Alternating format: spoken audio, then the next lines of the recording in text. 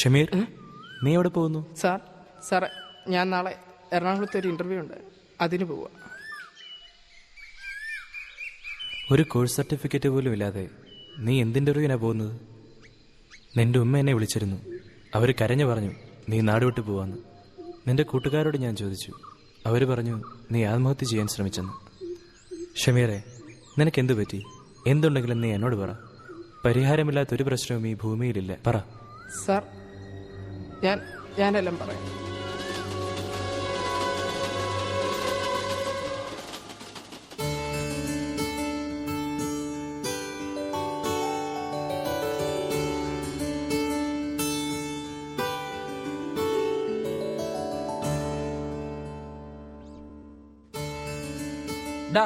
എന്താ ചോദിച്ചോണ്ടിരിക്കടാ? അവിടെ റിസൾട്ട് ഒക്കെ എല്ലാരും വന്നിരിക്കുന്നത്. നീ ഇങ്ങോട്ട് വന്നേ.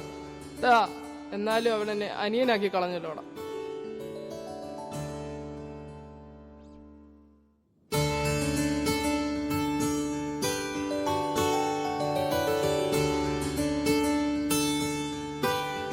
കളഞ്ഞിട്ട് വാടാ അനിയൻകുട്ട. ശവത്തി കുത്തിരി തളിയ.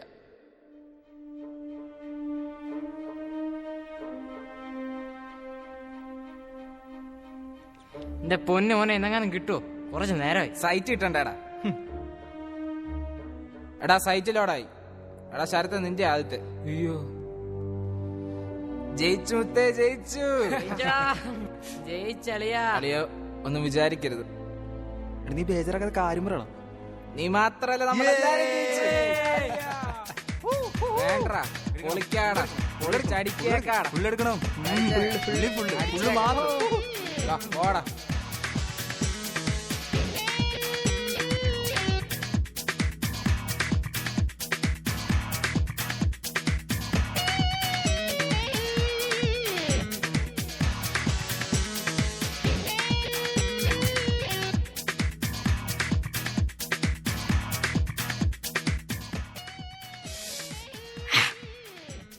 അങ്ങനെ ഡിഗ്രിയും പാസ്സായി.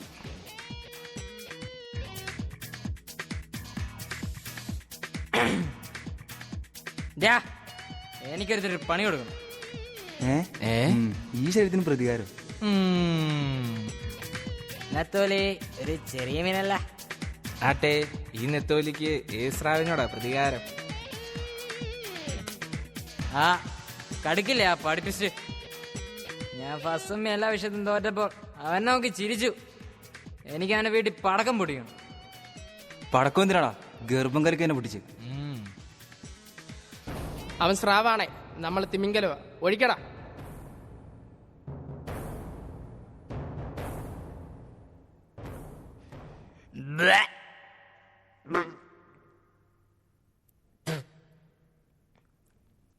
അടിപൊളി, പ്രതികാരം തീർന്നു, വെള്ളവും തീർന്നു.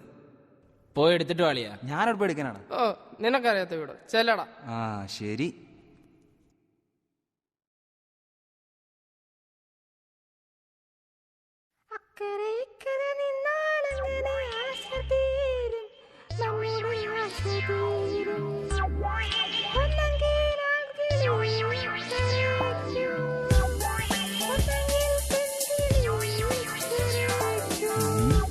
ചേച്ചി,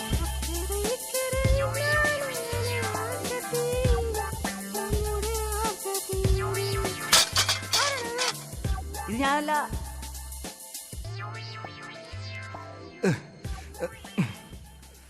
നീയാ? അതാടാ, അമ്മയ്ക്ക് വയ്യായിരുന്നടാ, ഒരു നെഞ്ചുവേദന, ആശുപത്രി വരെ പോയതാ. അല്ല, നീ എന്താ ഈ അണയ്ക്കുന്നേ? സുരക്ഷ ചേച്ചി പട്ടിയിട്ട് ഓടിച്ചല്ലേ? വണ്ടയില് പട്ടിയില്ലാത്തൊരു വീടുണ്ട്. പോയാലോ? എടാ വേണ്ട, നമ്മൾ ഇത്രയൊക്കെ ചെയ്തില്ലേ, ഇതൊക്കെ ബോറ. ഇനി വേണ്ട, നമ്മൾ ഇത്രയൊക്കെ ആഘോഷിച്ചില്ലേ. അയ്യേ, അത് വേണ്ട, അത് ശരിയാവുകയല്ല. എടാ ഉല്ലാസേ, അവൻ പറഞ്ഞ ശരിയാ. പൊക്കടാവനെ. എഴുന്നേക്കടാ അവിടുന്ന്. എടാ വാളായിക്കോ.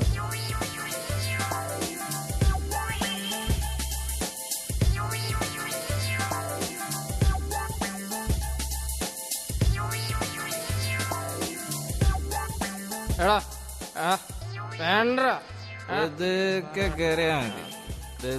വേണ്ടെന്ന്. അങ്ങനെ കേറി വാട.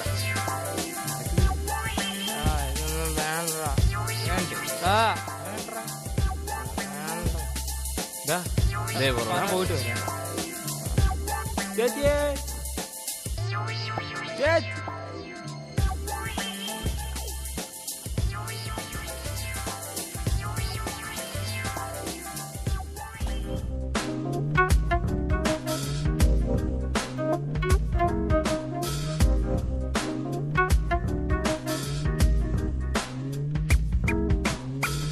ഓയ് അരവാണത്തില് വാടാ. കളയരുത്.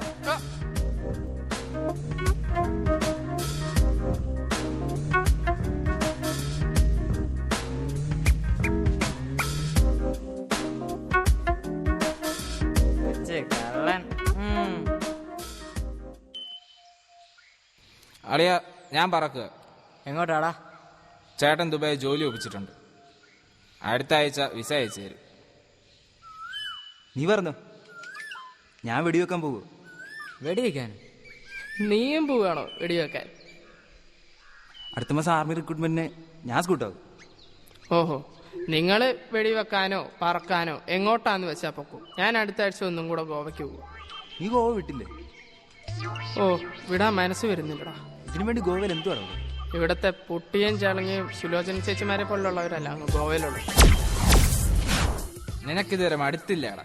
എടാ നത്തേ, നിനക്കെന്താടാ പരിപാടി? ഞാൻ എംബേക്ക് പോടാ. നിന്റെ ആരോഗ്യത്തിനതാ നല്ലത്.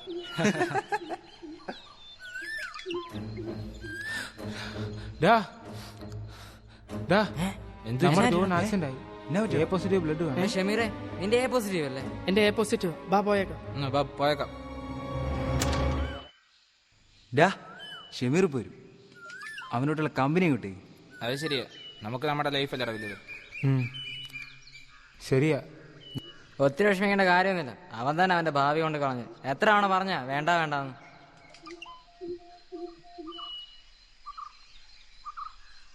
അളിയ, എടാ ഉല്ലാസ്, കയ്യറ. എന്ത് പറ്റിയടാ? എന്നാ നീ നോക്ക്.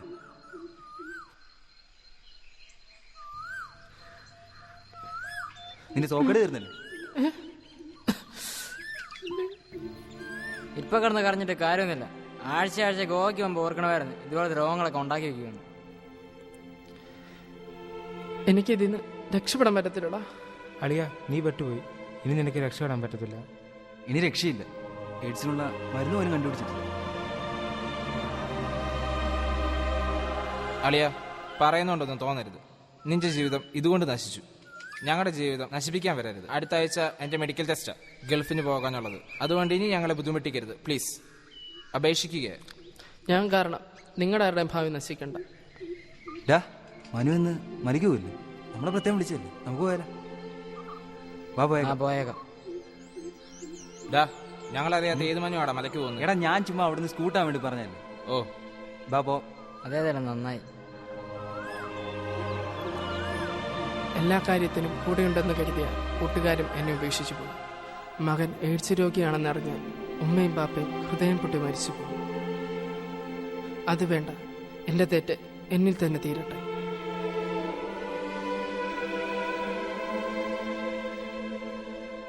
എന്നാലും നമ്മൾ ഷെമീറിനോട് ചോദിച്ചിട്ട് കട്ടിയായി പോലോ. ശരിയാ, നമ്മൾ അവനെ കുഴി കൊണ്ട് ചാടിച്ചത്. അവൻ സൂയിസൈഡ് ചെയ്യുമെന്ന് നമ്മൾ വിചാരിച്ചില്ലല്ലോടാ. നമുക്ക് അവൻ ആശുപത്രിയിൽ പോയെന്ന് കാണാടാ. എന്നാലും അവൻ്റെ ബാപ്പയും അമ്മ എങ്ങനെ ഫേസ് ചെയ്യോടാ? ഒന്നുമില്ലെങ്കിലും അവൻ നമ്മുടെ കൂട്ടുകാരനല്ലേടാ. നമ്മളല്ലേ ഈ സമയത്ത് അവന്റെ കൂടെ ഉണ്ടായിരിക്കേണ്ടത്. വാടാ, നമുക്ക് പോവാടാ. പോവാം. ഷമീറെ, നീ ആ പോയി ട്രെയിൻ കണ്ടോ? കണ്ടു. അതിലായിരക്കണക്കിന് ആൾക്കാരുണ്ടാവും. ഈ കാണുന്ന സിഗ്നൽ ലൈറ്റുകളെല്ലാം നോക്കിയാണ് അവരുടെ യാത്ര. ആ ലൈറ്റുകളൊന്ന് ക്രമം തെറ്റിയാൽ അവരുടെ എല്ലാ യാത്ര പാളം തെറ്റും. ഇപ്പം നിന്റെ ജീവിതവും ഇതുപോലെയാണ്. നിന്റെ ജീവിതവും നിന്റെ നിമിഷ സുഖങ്ങൾക്ക് വേണ്ടി പുറകെ നടന്ന് പാളം തെറ്റിയിരിക്കുകയാണ്. നിന്റെ മനസ്സിൽ നന്മയുടെ ഒരു ചെറിയ അംശമെങ്കിലും ഉണ്ടെങ്കിൽ നിനക്ക് തിരിച്ചു വരാനാവും.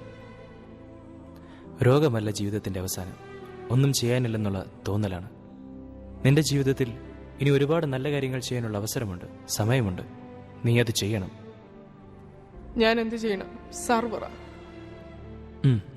പറയാം.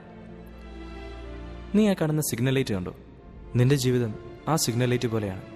അനേകായിരം പേരെ നേർവഴിക്കത് നയിക്കുന്ന പോലെ നിന്റെ ജീവിതവും അനേകം യുവാക്കളെ തെറ്റിൽ നിന്നും ശരിയിലേക്ക് നയിക്കുന്നതാവണം. നമുക്ക് NSSന്റെ നേതൃത്വത്തിൽ ഒരു സെമിനാർ സംഘടിപ്പിക്കാം. നിന്റെ ജീവിതം നീ മറ്റുള്ളവർക്ക് പറഞ്ഞു കൊടുക്കുക.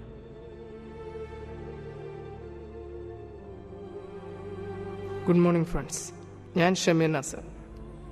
ഞാൻ ഈ കോളേജിൽ നിന്നും പാസ് ഔട്ടായി പോയ ഒരു വിദ്യാർത്ഥിയാണ്. നിങ്ങളിപ്പോൾ ആലോചിക്കുന്നൊരു കാര്യമുണ്ടായിരിക്കും, എന്തിനാണ് എയ്ഡ്സിനെതിരായി ഇങ്ങനൊരു ബോധവൽക്കരണ സെമിനാർ ഇവിടെ നടത്തുന്നത് എന്ന്. അതിനൊരേ ഒരു കാരണമേ ഉള്ളൂ, ഞാൻ ഒരു എയ്ഡ്സ് രോഗിയാണ്. നിങ്ങൾക്കേവർക്കും അറിയാവുന്നതുപോലെ തന്നെ മെഡിക്കൽ സയൻസിൽ ഇന്നേ വരെ എയ്ഡ്സിനെതിരായി ഫലപ്രദമായ ഒരു മരുന്ന് കണ്ടുപിടിച്ചിട്ടില്ല. അതിൽ നിന്ന് രക്ഷപ്പെടുവാനുള്ള ഏക മാർഗം ഈ രോഗം വരാതെ സൂക്ഷിക്കുക എന്നത് മാത്രമാണ്. ഇതിനുവേണ്ടിയാണ് ഈ സെമിനാർ ഇന്നിവിടെ സംഘടിപ്പിച്ചിരിക്കുന്നത്. യുദ്ധത്തിന്റെ ലഹരിയിൽ ഞാൻ ചെയ്തു പോയ എൻ്റെ തെറ്റുകളാണ് എന്നെ എയ്ഡ്സിന് അടിമയാക്കിയത്. ഞാൻ ഇന്ന് എൻ്റെ ജീവിതം നിങ്ങൾക്ക് മുമ്പിൽ തുറന്നു വയ്ക്കുകയാണ്.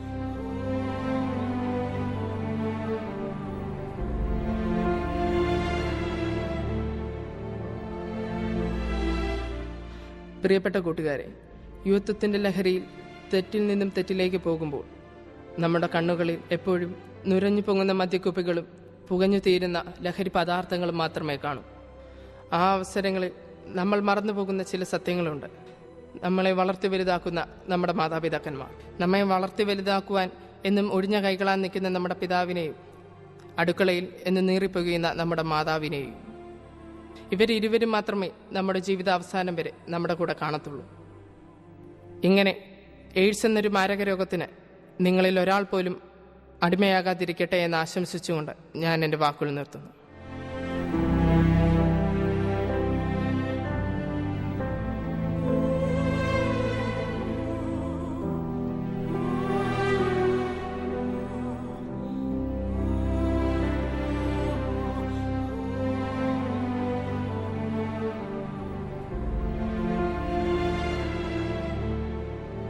അളിയെ ക്ഷമിക്കളിയാ. കുഴപ്പമില്ല, പോട്ടോടാ. ഞങ്ങളുണ്ടോടാ നിന്റെ കൂടെ.